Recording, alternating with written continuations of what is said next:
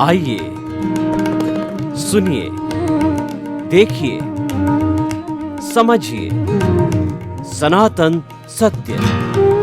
जैसी दृष्टि वैसी सृष्टि, दृष्टि विज्ञान। कुदरत, कुदरती रचना एवं कुदरत के कानून से शाश्वत सुख की प्राप्ति। जोधपुर के परम पूज्य महात्मा उपासक प्रोफेसर डॉक्टर सोहन राज तातेड़ के निर्देशन में सनातन सत्य। जैसी दृष्टि वैसी सृष्टि, दृष्टि विज्ञान।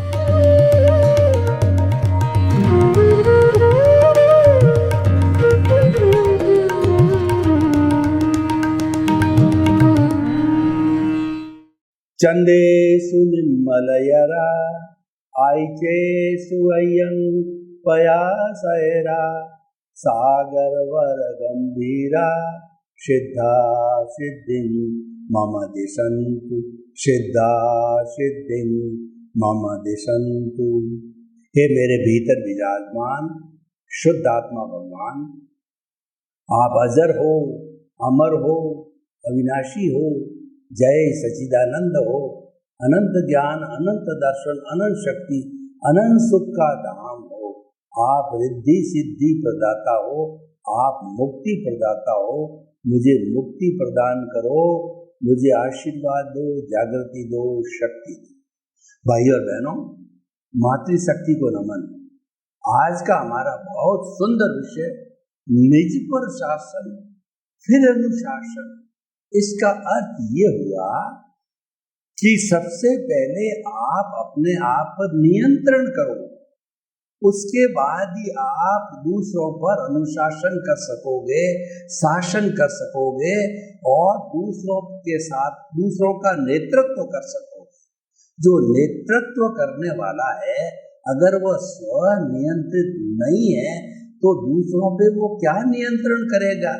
क्योंकि दूसरों को जैसा बनाना होता है, सबसे पहले खुद बनना पड़ता है। एक कहावत है कि चैरिटी बिगिंस फ्रॉम होम। मुझे अगर कुछ लोगों से चैरिटी लानी है किसी प्रोजेक्ट के लिए, तो सबसे पहले खुद चैरिटी जमा करा करके और फिर हम आगे बढ़ेंगे, ताकि कोई भी पूछ ले कि भाई आपने चैरिटी दी या न दी, तो हम कह सकते हैं कि सबसे पहले मैंने जमा करा के ही मैं इस प्रोजेक्ट की पूर्ति के लिए आगे निकला हुआ हूँ। हमारे एक राजस्थानी में कहावत है कि खुद गुरुजी बैंगन खावे और दूसरों को शिक्षा देवे। यानी कि गुरुजी तो बैंगन खाते हैं और दूसरों को शिक्षा देते हैं कि बैंगन नहीं खाना चाहिए, अच्छी बात नहीं है। खुद तो चाय पीते हैं और लोगों को लंबा लंबा भाषण देते हैं कि चाय पीना स्वास्थ्य के लिए अच्छा नहीं है। तो इसीलिए हम आपको ये कहना चाहते हैं, कोई भी बात आप कहो, कोई भी बात कहना चाहो, कराना चाहो, तो सबसे पहले खुद करो।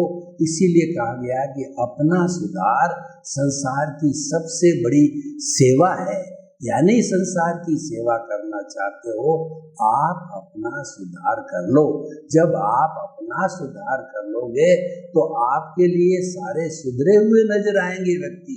और देखिए, इस दुनिया को सुधारना जो है वो किसी के बस की बात नहीं। राजा राम और कृष्ण के समय में, भगवान महावीर के समय, भगवान बुद्ध के समय, महान महान पुरुषों के समय के अंदर, जो कि इतने महान करुणाशील थे, उनका अतिशय था। लेकिन उस समय भी चोर, उचक्के, डाकू, बदमाश, दुर्जन सभी रहा करते थे, वे नहीं बदले। इसीलिए संसार है ये तो चलता रहता है, लेकिन हमारा प्रयास जो है अच्छा होना चाहिए। और ये प्रयास अच्छा कब होगा कि सबसे पहले हम अपने पर लागू करके, ये टेस्ट सैंपल है, कोई भी बात बोली जाए पहले खुद पर लागू करो और फिर दूसरों के ऊपर आप जो उसको लागू करने की कोशिश करो, दूसरों के ऊपर आप अनुशासन करने की बात करो। इसीलिए कहा गया कि निज पर शासन, मतलब स्वयं पे नियंत्रण करो, फिर अनुशासन, फिर आप दूसरों को अनुशासन में रखने की बात करो। देखिए, महात्मा गांधी इसी विचारधारा के व्यक्ति थे। वो गुड़ खाया करते थे और एक बहन जो है अपने छोटे बच्चे को लेकर के गांधी जी के पास में आई कि बापू ये गुड़ बहुत खाता है, इसके कारण इसके पेट में कीड़े पड़ गए हैं, इसके दांत हिलने लग गए, दांत टूट गए हैं। तो जो जब ये बात उस बहन ने गांधी जी को कही तो गांधी जी मौन रहे और उस बहन को कहा कि 7 दिन के बाद में मेरे पास में आना। तो बहन बहुत सख्त पकाई कि इतने महापुरुष और छोटी सी बात के लिए 1 सप्ताह का समय मांग रहे हैं, फिर भी क्योंकि उनको अपने बच्चे को सुधारना, और चली गई। 7 दिन के बाद आई तो 7 दिनों के अंदर गांधी जी गुड़ खाया करते थे, उन्होंने गुड़ छोड़ दिया। यानी कि अब वो इस कहने के अधिकारी रह गए कि गुड़ ज़्यादा मात्रा में नहीं लेना चाहिए, क्योंकि वो खुद नहीं लेते हैं। तो जब बहन वापस बच्चे को लेके आई तो उन्होंने उस बच्चे को शिक्षा दी कि अधिक मात्रा के अंदर गुड़ नहीं खाना चाहिए, सामान्य मात्रा में तो ये पाचक तत्व अच्छा लेना चाहिए, अधिक खाने से पेट में कीड़े पड़ जाते हैं। और दूसरा, अगर तुम तो छोटे बच्चे हो, बड़ा कोई व्यक्ति होता है तो शुगर भी हो जाती है, और दांत जो है अधिक मीठा खाने से दांत हिलने लग जाते हैं, दांतों के मसूड़े खराब हो जाते हैं। जब उसको ये सारी बात साइंटिफिकली ढंग से समझाई, बच्चा समझ गया और उसने गुड़ खाना छोड़ दिया। तो भाइयों बहनों, हम यही कहना चाहते हैं आपको कि आप जो है नेतृत्व करना चाहते हो तो नेतृत्व कला को जानिए और वो गुण अपने आप लागू करिए और फिर जो है आगे लोगों पर आप अनुशासन कीजिए। ये विषय जो है नेतृत्व कला से जुड़ा हुआ है। जो लोग नेतृत्व कला, वो नेतृत्व करना चाहते हैं, लीडर है और किसी में ये योग्यता होती है, तो जो इसके लिए मैं कुछ सूत्र आपको देना चाहता हूँ जो बहुत उपयोगी है और खुद पे भी लागू होना चाहिए, और जो लीडर है उस पर तो निश्चित तौर पे लागू होना चाहिए। और ये सूत्र वो हृदयंगम करता है, आत्मसात करता है और निज पर शासन फिर अनुशासन के फार्मूले से चलता है। अपने में उन गुणों को लागू करता तो निश्चित तौर पे वो अच्छा अनुशासन कर सकता है। देखिए, नेतृत्व कला के लिए सबसे बड़ी बात होती है टीम स्पिरिट। टीम स्पिरिट का मतलब अपने साथियों को, अपने लोगों को जिनके साथ में वह कार्य कर रहा है, जिनके ऊपर वो नेतृत्व कर रहा है, जिनके ऊपर वो अनुशासन कर रहा है, उन लोगों को साथ लेकर चलने की कला आनी चाहिए। लोगों का मस्तिष्क हरेक का लेवल अलग अलग होता है, इसलिए कहा गया है मुंडे मुंडे मतिर भिन्ना। लोग अलग अलग प्रकृति, अलग अलग विचारधारा के होते हैं, उन सबको टॉलरेट करना पड़ता है। नेतृत्व कला करने वाले को बहुत टॉलरेट करना पड़ता है। मुझे बीच के अंदर एक जो घटना याद आ रही है कि जो बड़ा बनता है, जिसको कि नमकीन पकोड़ा बोलते हैं, वो बड़ा कैसे बनता है। देखिए, मूंग और मोठ जो है वो मूल स्वरूप के अंदर गोल आकार के होते हैं। पहले उसकी दाल बनाई जाती है, फिर उसको भिगोया जाता है, फिर उसका छिलका निकाला जाता है और दाल और मोठ को फिर जो है वो पिसाई की जाता है, फिर गीले रूप में पिसाई की जाती है, तो वो गीली दाल बन जाती है। उस दाल के साथ मसाले मिला करके और जो तेल या घी जिसमें बनाने हो उसको गर्म किया जाता है, खूब अच्छी तरह से गर्म किया जाता है। और गर्म करने के बाद के अंदर उस जो पीसी हुई दाल जो गीली होती है, वो मसाले सहित होती है, वो डाल करके छोटे छोटे बड़ों का आकार दिया जाता है। फिर उसको जो है वो जो जारी से जो है उसको ऊंचा किया जाए, नीचा किया जाता है, पकाया जाता है। चावल पक के बाहर आता है, तब जाकर के वो बड़ा बनता है। हालांकि ये चुटकुला है, लेकिन कितने कड़े दौर से जो निकलता है जब जाके बड़ा बनता है। इसलिए बड़े व्यक्ति को, हर व्यक्ति को टॉलरेट करना ही पड़ता। उसमें पेशेंस की भावना होनी चाहिए, उसमें श्रद्धा और सबूरी होनी चाहिए। धैर्य नहीं है तो वह व्यक्ति नेतृत्व नहीं कर सकता। कई लोग खरी खोटी सुनाने वाले भी मिल जाएंगे, कई लोग सम्मान करने वाले ही मिल जाएंगे। इसीलिए नेतृत्व कला में आना चाहते हो और तो निजबर शासन फिर अनुशासन। निजबर जो है ना, शासन का अर्थ ये हुआ आप अपने आप पे कंट्रोल करो। आपको कोई गाली दे रहा है, आपका कोई सम्मान कर रहा है, वो दोनों एक रूप के अंदर समझो। आपको स्थित प्रज्ञ और प्रज्ञा चक्षु के लेवल पर आना पड़ेगा। स्थित प्रज्ञ क्या होता है कि चाहे लाभ हो, चाहे हानि हो, चाहे निंदा हो, चाहे स्तुति हो, चाहे सुख हो, चाहे दुख हो, चाहे धूप हो, चाहे छांव हो, चाहे कम मिला हो, ज्यादा मिला हो, हर स्थिति में एडजस्ट एवरीवेयर करता है। तो एडजस्ट एवरीवेयर करने के कारण वो परिपक्व हो जाता है। इस कारण लोग उनको कुछ भी कहे तो उसके ऊपर फर्क नहीं पड़ता। तो नेतृत्व कला का पहला गुण हो गया कि टीम स्पिरिट, सबको साथ लेकर के चलने की कला आनी चाहिए। दूसरी बात यह है, जब हम काम करते हैं तो कई बार सफलता मिलती है और कई बार असफलता मिलती है। जब सफलता मिल जाती है काम के अंदर तो नेचुरली जो कॉन्ग्रेचुलेशन दी जाती है वो अपने लीडर को दी जाती है। जब आपको जो है कॉन्ग्रेचुलेशन और विजय का जो परिणाम मिले तो वो परिणाम आपको अपनी पूरी टीम के साथ बांटना चाहिए कि ये आज जो सफलता मिली है वो मेरी टीम की सफलता, उन टीम के सभी लोगों ने अच्छा कार्य किया तब जाकर के हमको सफलता मिली। मेरी अकेले की सफलता नहीं है, टीम की सफलता है। तो ऐसा चिंतन करने से टीम के लोग भी जो है उसके प्रति अच्छा नजरिया, अच्छी भावना रखते हैं कि देखो ये हमको भी जो है वो वेटेज दे रहे, हमको भी इम्पोर्टेंस दी जा रही है, हमको भी टीम का एक भाग समझा जा रहा है। तो ये है कि विजय को बांटना चाहिए। और तीसरी बात ये, कभी भी असफलता हो जावे तो असफलता अपने के लिए कोसना नहीं है, अपने टीम के लोगों को, और उसकी जगह बड़प्पन दिखाना चाहिए कि ये जो असफलता मिली उसमें कहीं मेरी कहीं न कहीं कमी रही है, मेरे मैनेजमेंट में कमी हुई है, तब जाके सफलता मिली है। तो साथी लोग भी सोचेंगे देखो असफलता अपने जो है चेहरे पर बांध रहा है, अपने पर ले रहा है, ये व्यक्ति महान है। तो उस जो है लीडर के प्रति जो है उसकी टीम की बहुत सहानुभूति हो जाती है। तो ये कुछ गुण हैं, ये गुण जो है आने से जो है व्यक्ति नेतृत्व कला में अच्छा रहता है। अगला जो बिंदु है वो है टाइम मैनेजमेंट। जो लोग जो है अपने पर अनुशासन करना, दूसरे पर अनुशासन करना चाहते हैं, उनको टाइम मैनेजमेंट का बहुत ध्यान रखना चाहिए। समय की पाबंदी होनी चाहिए।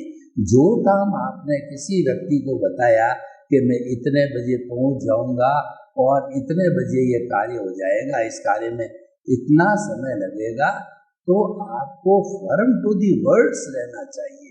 आपने जो वादा किया है उस पर आपको अटल रहना चाहिए। ये बात अलग है कि उसमें 2, 4, 5 दिन का गैप भी पड़ जाता है, तो अपडेट करने के लिए जो डेट जो है वो दे रखी है वो आपको डिक्लेयर चला के स्वयं को करना चाहिए। अपने ग्रुप को भी काम आज संपन्न हो जाना चाहिए, परंतु ये कठिनाई रही तो ये काम 3 दिन समय और लेगा।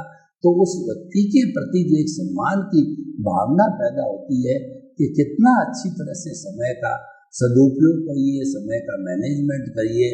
तो ये भी जो टाइम मैनेजमेंट एक गुण होता है। और चौथा गुण, उसकी सोच सकारात्मक होनी चाहिए। देखिए कि लाभ और हानि, जय विजय तो चलती रहती है, तो ये तो ऐसा नहीं है कि जिंदगी भर आदमी हमेशा जो है वह विजयी होता रहेगा, कभी हार भी जाता है। तो यह हार और जीत होती है, सफलता असफलता होती है, वो एक सिक्के के 2 पहलू होते हैं। जब तक आप सिक्के के दोनों पहलुओं को समान नहीं समझोगे तब तक संतुलन नहीं हो सकता, और संतुलन हुए बिना आपका कोई भी कार्य जो है वो प्रोग्रेसिव नहीं हो सकता है। इसीलिए क्या है कि हमें चाहे कैसी भी परिस्थिति आवे उस परिस्थिति में संतुलन को बनाए रखना जरूरी है।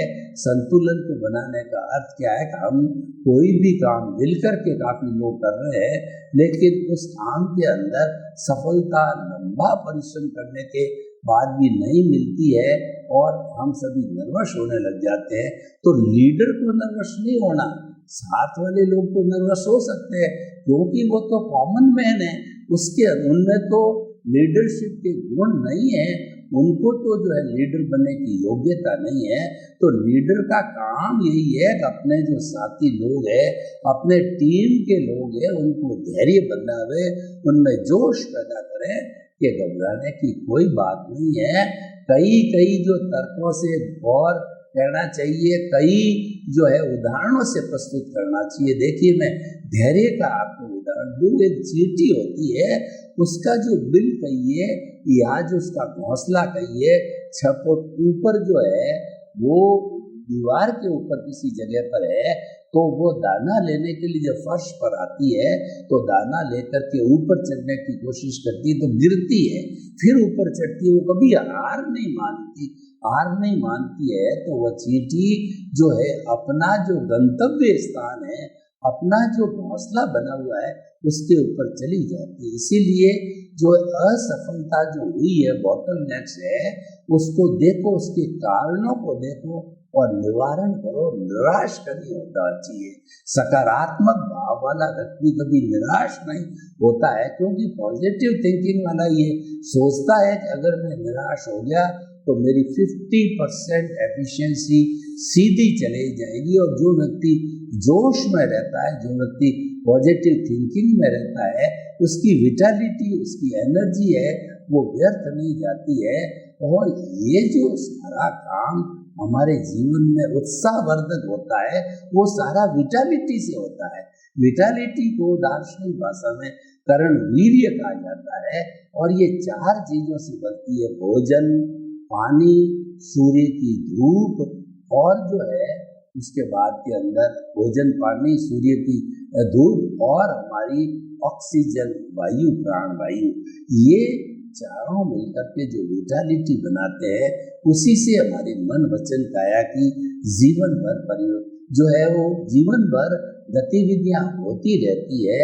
और ये विटालिटी जो है वो साथ साथ बनती है और ये चलती रहती है। तो इसीलिए जो लोग दूसरों पर शासन करना चाहते हैं तो उनको निज पर अनुशासन करना चाहिए, क्योंकि निज पर अनुशासन का अर्थ यह है अपने सकारात्मक भाव, अपनी विटालिटी को वेस्ट मत करो और दुख में से सुख निकालने की कला आपको आनी चाहिए। क्योंकि अगर आप पॉजिटिव रहोगे तो आपके साथी लोग जो है कोई नेगेटिव है तो वो भी धीरे धीरे पॉजिटिव के अंदर कन्वर्ट हो जाएंगे। तो ये जो है एक सकारात्मक सोच का अच्छा गुण जो है नेतृत्व कला करने वाला होना चाहिए। नेतृत्व करने वाला जो है वो शम और शम की संस्कृति में विश्वास करने वाला होना चाहिए। ये जो त्रिवेणी है वो सफलता का राज इसमें छुपा हुआ है। व्यक्तिगत सफलता, परिवार की सफलता, समाज की सफलता, देश की सफलता और विश्व की सफलता, इन 3 चीजों में सादा सम का मतलब समभाव। समभाव का अर्थ होता है आपके सुख आता है, दुख आता है, घाटा होता है, मुनाफा होता है, सत्कार होता है या अनादर होता है। किसी भी दोनों विपरीत परिस्थितियों में अनुकूल प्रतिकूल के अंदर विपत्ति जो है आपकी परिस्थितियां होती है, उन परिस्थितियों के अंदर आपको आपको एडजस्ट करना चाहिए। तो इसीलिए जो हम आपको ये बता रहे हैं कि ये जो हमारा सफलता का जो मापदंड है वह आपके जो है सम का मतलब समभाव की स्थिति में रहना चाहिए, दोनों को एक सा रखना चाहिए। तो आप कभी भी निराश, डिप्रेस और कभी भी आपको जो कहना चाहिए सूनापन महसूस नहीं होगा। दूसरी शम का मतलब शंकर वाला शम का मतलब शमन करो। शमन करने का मतलब नियंत्रण के अंदर रखना। आपके जितने भावनात्मक चीजें हैं, क्रोध, अहंकार, माया, लोभ है, ये इनका शमन करना चाहिए। क्योंकि अगर ये भड़क गए, क्रोध भड़क गया, तो हमारा सारा काम बिगाड़ देगा, संबंध बिगड़ जाएंगे और काम तो होना दूर रहा, वो अलग थलग पड़ जाएंगे लोग। और अहंकार आते ही व्यक्ति लाइक नहीं करते हैं। अहंकार करने वाले व्यक्ति को न उसकी टीम के लोग, न उसके समाज के लोग और न उसके परिवार के लोग कोई लाइक नहीं करता। और वास्तव में कहा जाता है, जब व्यक्ति में अहंकार का बीजारोपण होता है तभी से उसका विनाश प्रारंभ हो जाता है, जैसे कि रावण का हुआ था। तो क्रोध, अहंकार, माया, छल कपट एक बहुत बुरी आदत है। ये एक निंदा का रूप होता है। दो भाई है या माता पिता है या पति पत्नी है, उन दोनों को अलग अलग लड़ाने की बात कानाफूसी कर दी, मिसअंडरस्टैंडिंग पैदा कर दी और दोनों लड़ पड़े, क्योंकि खुद तो सामने नहीं आया, परंतु ऐसा करने वाला व्यक्ति शीघ्र ही सामने आता है और वह दोनों की नजर से गिर जाता है। नजर से गिर जाना अलग बात है, लेकिन एक बार वो काम बिगाड़ देता है। क्रोध, अहंकार और माया, लोभ है, सबका पाप गिना जाता है। हिंसा का मुख्य कारण लोभ होता है। लोभ के वशीभूत ही व्यक्ति अति धन संग्रह करता है। उसकी आवश्यकता हो या न हो, उसको हवस हो जाती है। उस हवस से वशीभूत होकर के और वो संग्रह करने लग जाता है और मकड़ी के जाल की तरह उसमें चला जाता है। इसके लोभ के बहुत से उदाहरण आता है। मधु बिंदु का कि एक व्यक्ति जो है वो पेड़ की टहनी पे हाथ लगा के लटक रहा है, और वो लटक क्यों रहा है, ऊपर से शहद की बूंद मीठी मीठी गिर गई, उसके वशीभूत हो गया, वो लटक रहा है। और जहाँ लटक रहा है नीचे कुआं है और कुएं के अंदर बड़े बड़े अजगर बैठे हैं। अगर वो बाई दी वे गिर गया तो वह जो है वो अजगर उसको खा जाएंगे। और जिस पेड़ की टहनी को पकड़ के वो लटक रहा है उस पर चूहा बैठा बैठा कुतर रहा है। तो हमारा मधु बिंदु का जो ये उदाहरण है, हमारा जीवन भी इसी तरीके से है कि हम जो है इतने जो है लोभ के अंदर आकंठ हो गए हैं कि हमारा विनाश, हमारा नुकसान सामने दिख रहा है, लेकिन फिर भी हम लोभ नहीं छोड़ते हैं। तो क्रोध, अहंकार, माया, लोभ है, ये चारों अवगुण हैं और एक लीडर को जो है इसका शमन करना चाहिए, इसको दबा के रखना चाहिए। तीसरा है श्रम की संस्कृति। व्यक्ति को फिजिकल लेबर और खास तौर से जो लीडर होता है, जो कि दूसरों पर अनुशासन करना चाहता है, दूसरों को श्रम के बिना कोई कार्य सफल नहीं होता है, तो वह दूसरों को श्रम का महत्व और श्रम करने की बात बताता है। तो पहले खुद श्रम करना चाहिए, उसके साथ साथ में लोग जुड़ते जाते हैं। चरे वेती उपनिषद में कहा गया है, चलते रहो, निरंतर चलते रहो। जब आप चलेंगे तो दो पैरों के पीछे हजारों लाखों कदम चल पड़ेंगे। जैसे महात्मा गांधी के पास में आजादी के लिए कदम चल पड़े थे। तो जब तक चलते रहो, जब तक कि लक्ष्य की प्राप्ति न हो। तो इस तरीके से श्रम की संस्कृति को रखने वाला है वह निज पर शासन फिर अनुशासन को बहुत अच्छी तरह से लागू कर सकता है, क्योंकि श्रम के बिना कोई भी कार्य सफल नहीं होता है। और श्रम से जो है मनुष्य का शरीर है वह भी स्मार्ट रहता है, वह लेजी नहीं होता है और श्रम का अभ्यास से होता है। कई लोग होते हैं जो बिल्कुल श्रम नहीं करते हैं, तो श्रम नहीं करने की स्थिति के अंदर वो दूसरों के साथ में बड़ा सर्किल नहीं बना सकते, बड़े लीडर नहीं हो सकते और वो समाज में सुधार ला नहीं सकते, क्योंकि उनकी ये कमजोरी है। जो व्यक्ति लीडर बनना चाहता है उसको अपने जीवन की जितनी मुख्य जो मूल्यों की गुणों की कमजोरियां हैं, उन कमजोरियों को देखना चाहिए, लिखना चाहिए और उनको कमजोरियों को हटाना चाहिए। जब वो कमजोरियां हट जाती है तो वो सच्चे मायने के अंदर एक अच्छा लीडर बन जाता है क्योंकि वह निज पर शासन फिर अनुशासन के सूत्र को बहुत अच्छी तरह से पालन करने लग जाता है। तो आज का हमारा जो episode open to the audience किया जाए तो लोग इस बात को बहुत प्रीफर करेंगे कि हमें अगर कुछ करना है जीवन में, लीडर बनना है, समाज को सुधारना है, समाज का जो हमें संरक्षक बनना है, तो ऐसी स्थिति में हमें कुछ मूल्यों का निर्वाह करना चाहिए, कुछ गुणों को जो है हमें हाजिर करना चाहिए। जब गुण और मूल्य व्यक्ति के अंदर होंगे तो उसके प्रभाव से जो है व्यक्ति अपने जीवन में अच्छा कार्य कर सकता है, अच्छा लीडर बन सकता है, समाज के लोगों को साथ लेकर के चल सकता है और समाज के अंदर सुधार ला सकता है। समाज में सुधार लाने के लिए व्यक्ति को मूल्यवान बनना पड़ता है।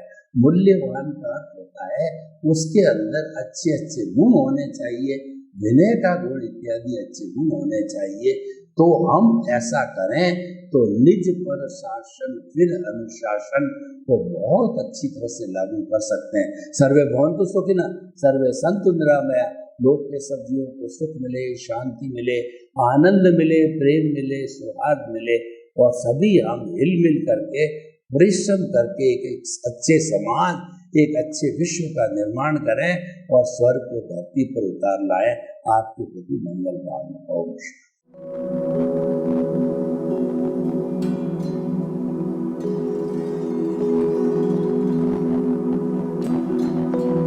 एक ऐसा अंतर्राष्ट्रीय ख्याति प्राप्त मानव जो गुरु प्रेरणा से पिछले 20 वर्षों से वानप्रस्थ जीवन जीते हुए 24 घंटे मानवता की सेवा में संलग्न है।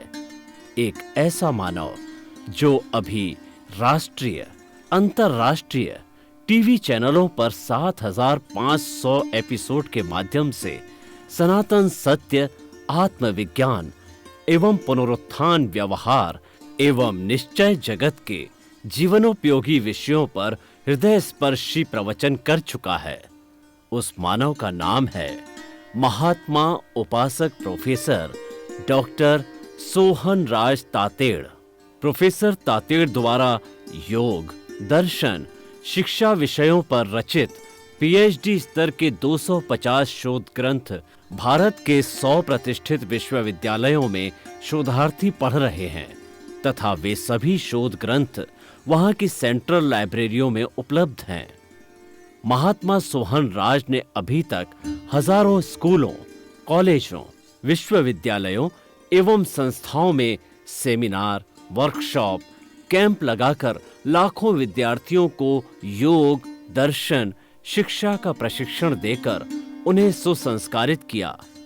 डॉक्टर तातेड़ ने भारतीय संस्कृति उत्थान के 4000 से अधिक समसामयिक विषयों पर आर्टिकल लिखकर ऑनलाइन जर्नल, पत्रिकाओं, वेबसाइट्स पर प्रकाशित किया, जिसका उपयोग लाखों पाठक कर रहे हैं। उपासक तातेड़ के 5000 से अधिक आज का सुविचार, आज का शुभ संदेश, आज का मंगल भावना योग आदि चिंतन websites, Twitter, blogger, Facebook, YouTube माध्यमों से लाखों लोग अपना जीवन निर्माण कर रहे हैं। मानवता के मसीहा ऐसे महामानव महात्मा सोहन राज तातेड़ के प्रोफाइल को अभी तक विश्व के 20 लाख दर्शक यूट्यूब पर, 12 लाख गूगल पर एवं लाखों दर्शक फेसबुक, ब्लॉगर, ट्विटर और इंस्टाग्राम पर देख चुके हैं।